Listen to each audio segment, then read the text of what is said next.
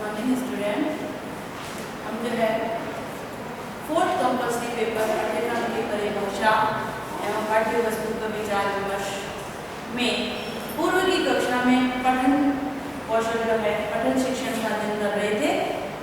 उसमें हमने पठन का अर्थ, महत्व, ध्यान रखने योग्य बातें इत्यादि का हमने अध्ययन कर लिया।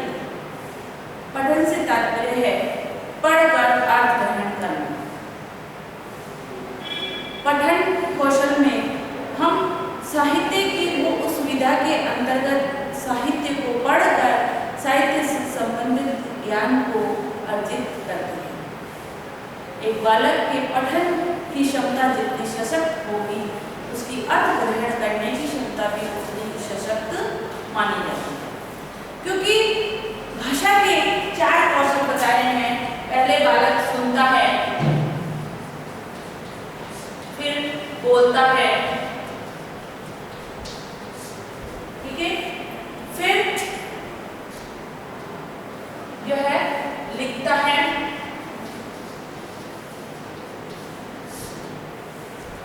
और फिर पढ़ता है और फिर लिखता है। ये जो है भाषा के 4 कौशल हैं। ये 4 कौशल माने गए हैं, जिसके आधार पर भाषा का विकास होता है। तो सुनने की क्रिया जिसकी जितनी अच्छी होती है, अर्थात सुनने का क्रम जो है व्यक्ति के मस्तिष्क पर निर्भर करता है। जिसकी बुद्धि क्षमता, बुद्धि कौशल, बुद्धिमत्ता जितनी स्ट्रॉन्ग होगी, उसकी सुनने की क्षमता भी उतनी अधिक होगी। कोई शारीरिक विकार होने पर हमारे को सुनने में व्यवधान आ जाता है, तो हम उसका अर्थ भी ग्रहण नहीं कर पाते हैं, हम उसको समझ में नहीं पाते हैं। इसलिए जो सुनते हैं वही हम बोलते हैं, और जो हम बोलते हैं वो हम जो है पढ़ने का प्रयास करते हैं, जो पढ़ते हैं और वही हम लिखते हैं। तो पठन कौशल जो है इसके 2 रूप बताए थे कि वाचन और पठन। वाचन जो होता है वो जल्दी जल्दी किया जाता है, और पठन जो होता है ध्यान से पढ़कर उसका अर्थ ग्रहण करके किया जाता है। आज हम जो करेंगे पठन शिक्षण की विधियां। पठन शिक्षण की प्रमुख विधियां कौन कौन सी हैं? पठन शिक्षण की प्रमुख विधियां।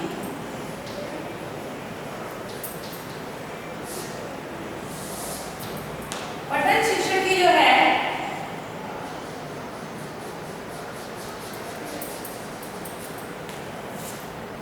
विधि में पहली विधि है अक्षर बोध विधि।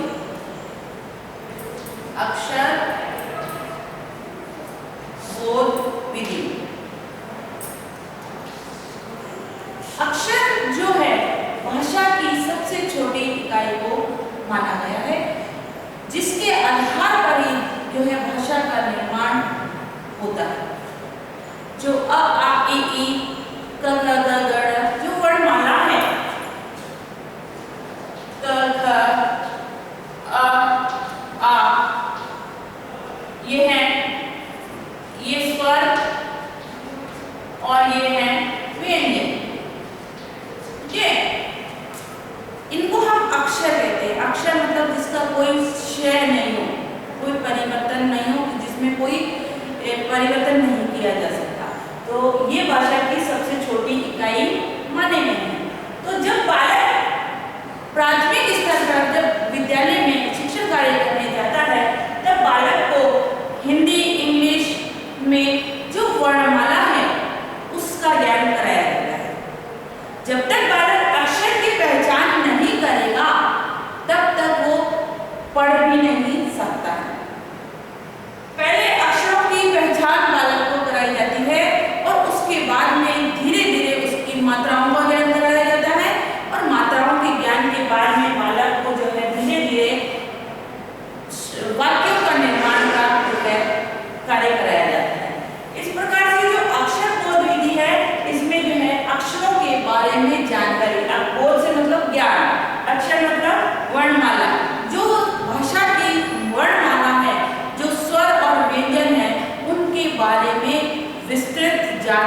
बालक को प्रदान करने, ताकि वो उस भविष्य में कभी भी उसको भूले नहीं।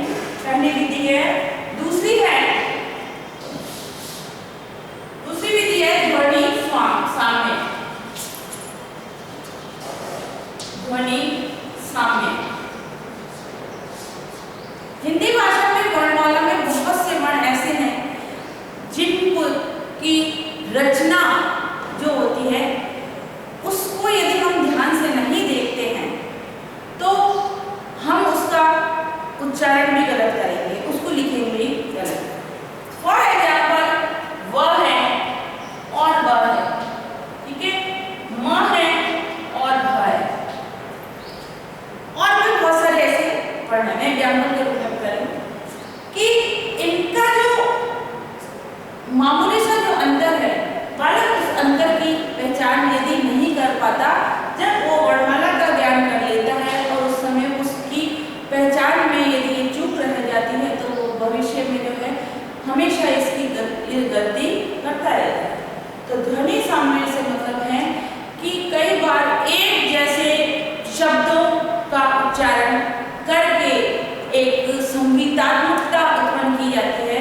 प्राइमरी लेवल में बच्चों पे जो है कविताएं जो कराई जाती हैं या पाठ जो पढ़ाए जाते हैं उसमें समानार्थी शब्द बहुत होते हैं, जैसे राम, काम, श्याम, आना, जाना, धाम, स्वाम, ऐसे शब्द जो होते हैं वो ध्वनि साम्य में कुल लिए होते हैं। तो उन शब्दों की ध्वनि का अंतर का ज्ञान बालक को कराना ये ध्वनि साम्य के अंतर्गत आता है।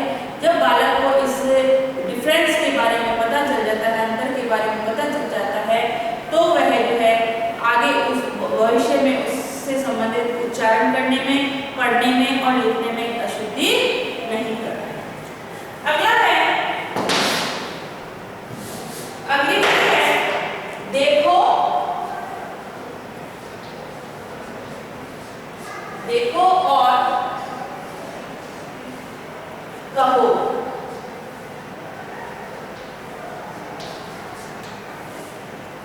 देखो और कहो विधि में क्या है कि बालक को एक पिक्चर दिखाया जाता है, अर्थात परिस्थिति का निर्माण करने के लिए, उसको बोलने के लिए, मोटिवेट करने के लिए बालक को कोई चित्र दिखाया जाता है और चित्र को ध्यान से देखने के लिए बालक को कहा जाता है।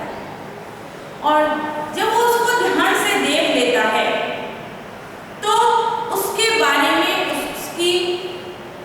उससे पूछा जाता है कि प्रस्तुत चित्र में आपको क्या दिखाई दे रहा है, किस समय का वर्णन है, इसमें जो है बालक क्या कर रहा है, इसकी में जो भी क्वेश्चन उससे संबंधित बनते हैं उन क्वेश्चंस को जो है अध्यापक पूछता है और उसके आधार पर फिर वो देख के उसके बारे में बोलता है।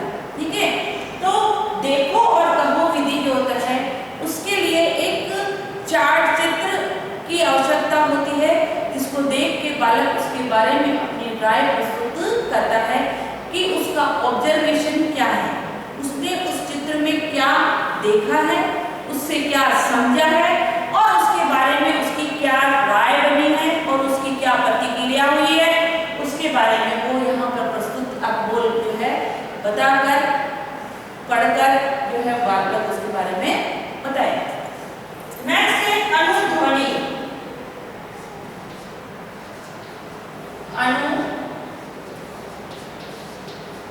अनुध्वनि विधि।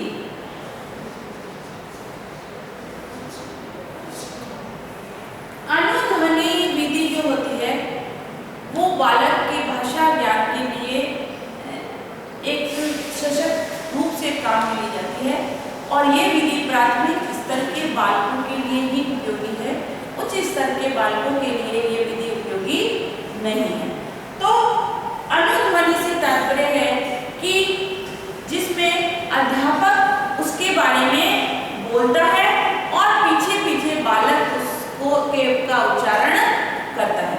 तो ये अनुध्वनि जो है एक प्राइमरी लेवल के लिए विधि उपयुक्त है, जिसमें बालक अध्यापक के वाचन का अनुकरण करता है।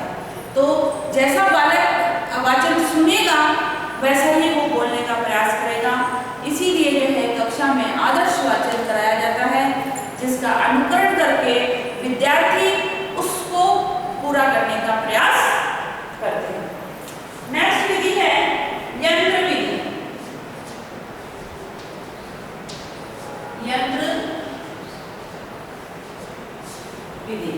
यंत्र विधि जो है आधुनिक समय में जो पाश्चात्य संस्कृति का या विज्ञान का युग में हम जो जीवन व्यतीत कर रहे हैं, इसमें भाषा के ज्ञान के लिए बालक को अनेक प्रकार के यंत्रों का आविष्कार हो चुका है। इसमें से जो है ग्रामाफोन है, ऑडियो वीडियो जो हम देखते हैं वो है, और ये भाषा लैंग्वेज लैब जो है, इसके माध्यम से बालक के भाषा के ज्ञान को बढ़ाया जाता है। इसमें विषय वस्तु से संबंधित विषय सामग्री को टेप किया जाता है और फिर इसका उच्चारण बालक को सुनने के लिए दिया जाता है। तो इसके लिए जो भी यंत्र का आविष्कार किया गया है, उन यंत्रों के माध्यम से बालक में जो है पठन कौशल को विकसित किया जा सकता है। जैसे ग्रामाफोन है, ऑडियो वीडियो है, और अन्य जो लैंग्वेज लैब है, लैंग्वेज लैब जो वर्तमान में सभी महाविद्यालय और विद्यालयों में बनाई गई है, उसका प्रमुख उद्देश्य यही है कि भाषा का ज्ञान बालक का अधिक से अधिक हो। जो बालक भाषा से संबंधित अशुद्धियां करता है या उसकी जो अज्ञानता रह जाती है, उस अज्ञानता को जो है व्यक्तिगत रूप से वो ध्यान से सुनकर उसको दूर करने का प्रयास करे। इसके बाद है समवेत विधि। समवेत विधि ये विधि भी जो है प्राथमिक स्तर के बालकों के लिए ही उपयोग में है, जिसमें बालक अध्यापक एक लाइन बोलता है और सारे बालक एक साथ कक्षा में उसको जोर जोर से बोलते हैं। तो उसके माध्यम से जो है बालक के भाषा ज्ञान को बढ़ाया जा सकता है। इसके बाद है संगति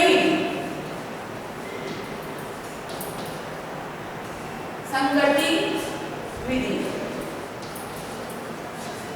संगति विधि जो है वो हम संपर्क से सीखते हैं, अर्थात हम जिसके संपर्क में रहते हैं या हमारे जो भी दोस्त होते हैं या हम जिसके पास आसपास रहते हैं या जिनसे ज़्यादा हमारा वार्तालाप होता है, उस संगति का प्रभाव हमारी भाषा पे, हमारे पठन पर, हमारे वाचन पर दिखाई देता है। तो संगति विधि में जो है बालक संगत में रहकर जो है सीखता है। इस प्रकार से हम कह सकते हैं कि पठन कौशल की जो है ये प्रमुख विधियां मानी गई हैं, जिसके माध्यम से जो है पठन कौशल का विकास किया जा सकता है। आज का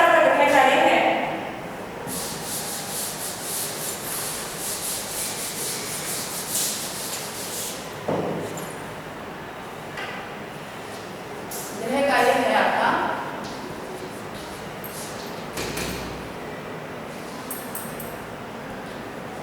पठन कौशल की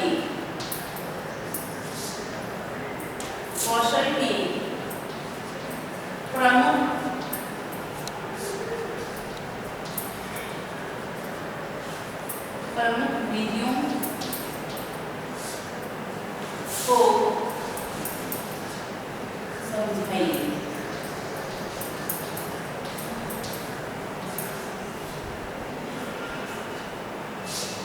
और इसके साथ ही घर में रहिए, सुरक्षित रहिए।